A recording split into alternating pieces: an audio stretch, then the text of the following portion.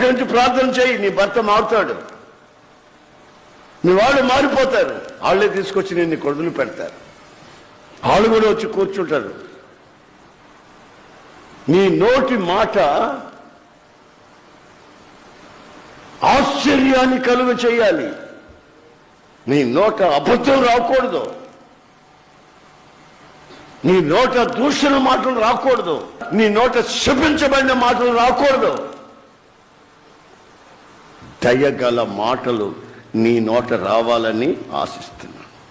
కొంతమంది మాట్లాడితే అన్ని చెడు మాటలే, కాపురాలు కూల్చే మాటలు, వివాహాలు చెడగొట్టే మాటలు, భార్యాభర్తలు కళకళలాడుతుంటే చూడలేని దరిద్రపు మాటలు, పిల్లలు పాస్ అయిపోతుంటే ఓర్చుకోలేరు, ఇల్లు కట్టుకుంటే సహించలేరు, ఇష్టం వచ్చేట్టు నోట్లో ఎట్లొస్తే అట్లా మాట్లాడుతూ ఉంటారు.